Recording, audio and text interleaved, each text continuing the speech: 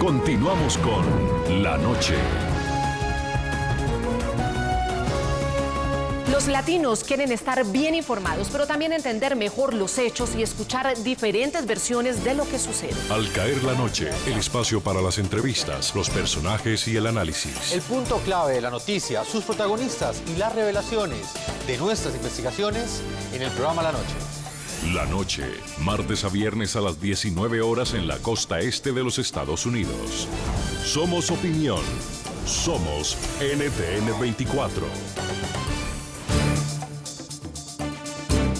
Seguimos en La Noche, estamos conversando en Washington, D.C. con Stephen Donahue, es el director de McClarty Asociados. Señor Donahue, actualmente las leyes en los Estados Unidos, ¿cómo están castigando el espionaje? Cuando se detiene a una persona que se comprueba está enviando información confidencial hacia otro país, y en estos casos que ya recordábamos, ¿qué tipo de penas se aplican?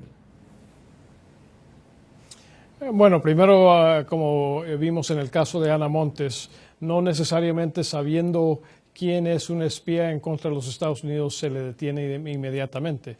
Muchas veces, de ser posible, se le hace la reversa, se le inyecta información falsa para causarle daño a la inteligencia enemiga, para que ellos tengan confusión en la información que están viendo, y también para tratar de desarticular la red con la cual están trabajando. Y después de un tiempo, cuando o se ha neutralizado esa red o por otras razones creen que se han dado cuenta que están bajo vigilancia y se van a escapar, pues ahí sí se cierra la red y se detienen a los espías.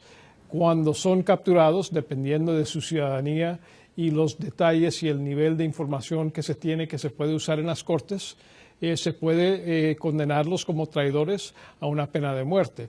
Pero normalmente lo que hace, como en el caso otra vez de Ana Montes, es buscar un arreglo para que ellos entreguen no solamente la información sobre la red y sobre su propia actuación, sino también para que ellos entreguen la información que fue dada a la inteligencia enemiga, para poder saber cuál es el nivel de daño que causaron a la información propia. Es de suma importancia saber qué programas se revelaron y qué no, porque los programas que se han revelado, los sistemas de inteligencia, los sistemas de defensa, los sistemas de equipo, si son reveladas hay que cambiarlas. Y si sabemos que no han sido reveladas al enemigo, no hay que cambiar esos sistemas, no hay que hacer el control de daños que se haría con los que sí se han dado a la inteligencia enemiga.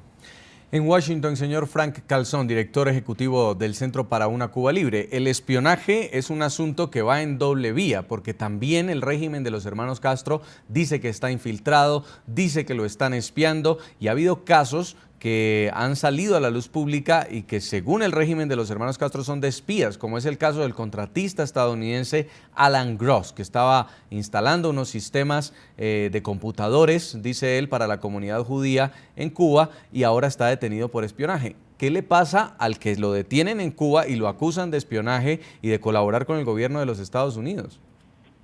Bueno, primero que nada, déjenme aclarar que el caso de Alan Gross, el señor Gross no es ningún espía. El señor Gross lo han acusado de darle un teléfono satélite y un computador a una comunidad judía en Cuba.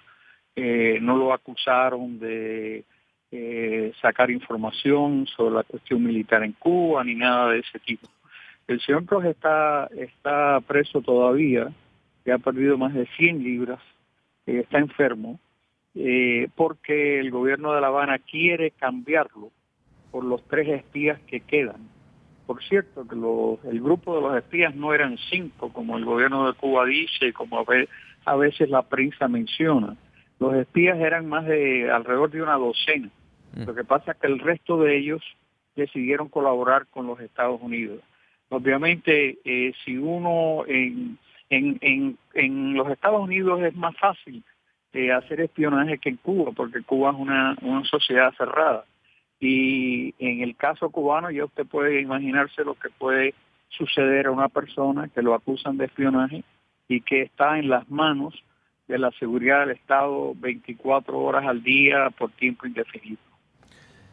Señor Stephen Donoghue, sin embargo, es una realidad que también Estados Unidos está intentando penetrar la isla para de alguna forma obtener información y, pues según lo está diciendo el propio gobierno de los Estados Unidos, lograr la libertad plena de los cubanos. El más reciente caso es cuando descubren esta red llamada el Twitter cubano o el Zunzuneo, que pretendían instaurar en Cuba para desestabilizar al régimen. Este tipo de casos también se están manejando desde los Estados Unidos con altísimo riesgo de que podrían ser detenidos ciudadanos estadounidenses en Cuba.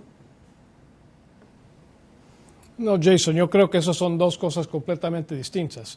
Claro que las agencias de inteligencia están infiltrando y tienen infiltrados en el gobierno cubano que están informando sobre lo que está haciendo el gobierno cubano. Lo que hemos visto en el caso de Twitter no tiene nada que ver con la inteligencia. Eso fue una manera de muchas que los Estados Unidos usa para tratar de darle a gente que está controlada, que no tiene libertad de prensa, que no tiene libertad de expresión, que no pueden comunicar y tener un punto de vista político propio, para darles un poco de libertad y darle un poco de acceso a la realidad mundial, no controlada por una prensa que está completamente controlada por el gobierno cubano, como lo estamos viendo en otros países de la región, como son Ecuador, son Venezuela, son Bolivia, donde hay tanto control que ya están controlando la manera en la cual piensa la gente porque no tienen acceso a una realidad completa. Por eso los Estados Unidos, por medios completamente abiertos y no como actividad de inteligencia, está tratando de darle acceso a la información real. ¿Qué está pasando en el mundo? No solamente lo que su gobierno quiere que piensen, sino que lo que está ocurriendo. ¿Y en el caso del señor Alan Gross? Yo creo que el señor Alan Gross estaba tratando también de darle información a la comunidad judía con quien él tenía un vínculo muy especial y él no tenía nada que ver con inteligencia. Él es un señor, un pobre Juan que llegó ahí a hacer sus cosas y a darle acceso de comunicación e información a su comunidad. Ahora, el que termina detenido y acusado de espionaje en Cuba lo encarcelan de forma indefinida, donde no hubiera la posibilidad de este canje, pues sencillamente pasa lo que está ocurriendo. El señor Gross ya entró en huelga de hambre y podría terminar incluso perdiendo su propia vida en una cárcel cubana. Señor Donoghue.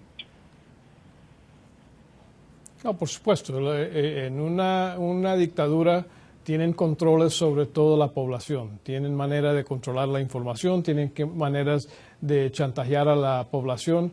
Eso es algo que uno no quiere tener que sufrir nunca en su vida. Las prisiones en Cuba son un mundo completamente distinto a las prisiones estadounidenses donde están encarcelados los capturados espías cubanos.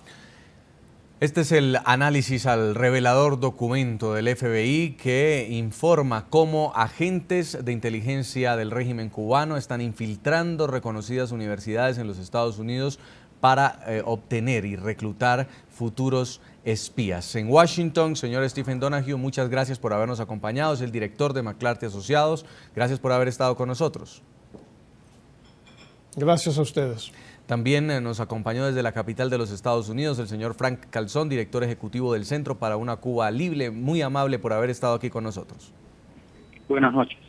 Y a todos nuestros televidentes los invito a que sigan opinando. Envíenos sus comentarios a www.ntn24.com o en Twitter a nuestras cuentas @ntn24, @segurizatntn24, @JasonCalderón y @lanoche_ntn24. La noche seguirá encendiendo las luces para que usted vea el punto clave de la noticia. A todos que pasen muy buena noche.